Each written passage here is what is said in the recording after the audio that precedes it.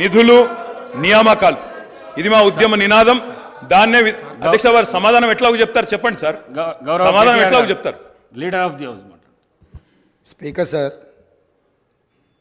కొంతమంది ఎన్ఆర్ఐస్కి ప్రజాస్వామిక స్ఫూర్తి అర్థము అవగాహన కాదు. మనం ప్రయత్నం చేసినా కూడా వారు తెలుసుకునే ప్రయత్నం చేయరు.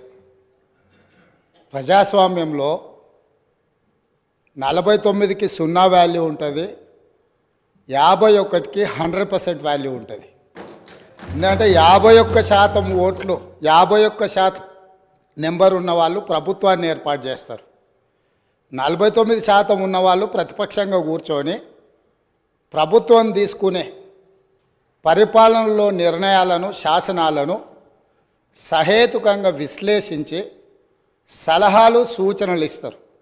సలహాలు సూచనలు ఒకవేళ ప్రభుత్వము పెడచెవిన పెడితే నిరసనలు ధర్నాలు రాస్తారోకలు చేస్తారు. అవసరమైతే ఆమరణ నిరాహార దీక్షలు చేసిన కూడా సందర్భాలు ఉన్నాయి.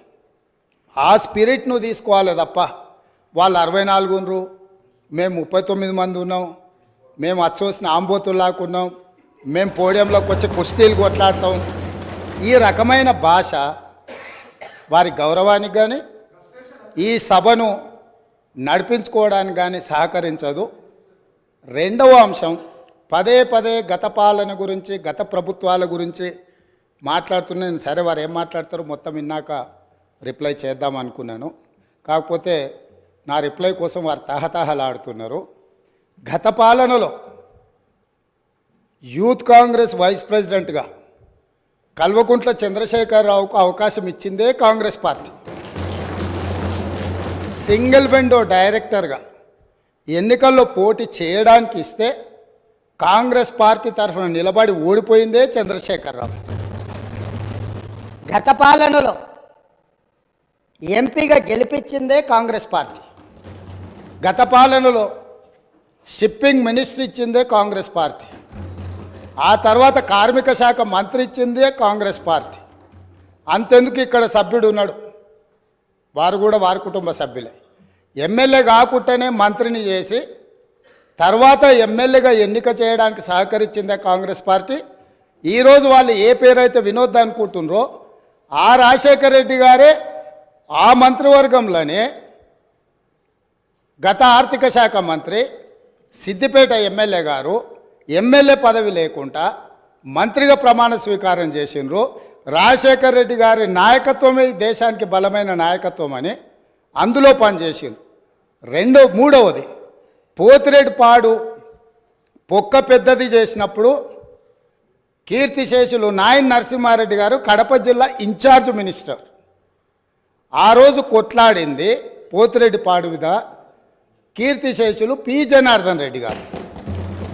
పోతిరెడ్డిపాడు పొక్క పెద్దది చేసినప్పుడు ఇక్కడ ఉన్నోళ్ళు ఎవరు ప్రాణత్యాగాలు చేస్తామని ఎవరు కొట్లాడలే, ఎవరు మాట్లాడలే.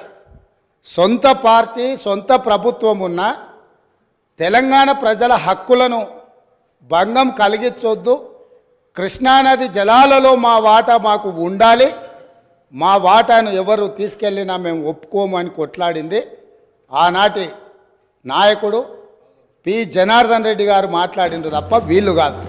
కాబట్టి ఈరోజు వీళ్ళందరూ ఏ పాలకుల గురించి మాట్లాడుతున్నారు, ఆ పాలకులు ఇప్పుడు మాట్లాడుతున్న పెద్దలు ఎట్లెమ్మెల్యేనరు?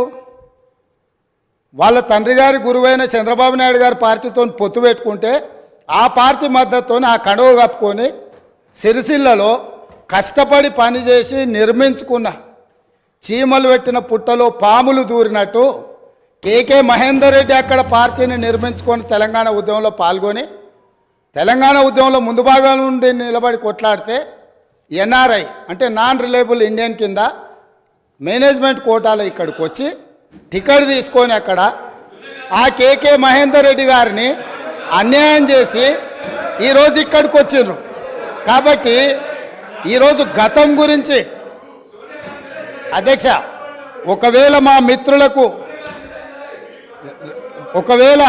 వాళ్ళకు అంతగా గతం గురించి చర్చించాలనే ఆలోచన ఉంటే ఒకరోజు మొత్తం తమరు సమయం ఇవ్వండి, తప్పకుండా జూన్ 2, 2014 కంటే ముందు జరిగిన 55 సంవత్సరాల పరిపాలన మీద సంపూర్ణమైన చర్చ ఇక్కడ పెడదాము.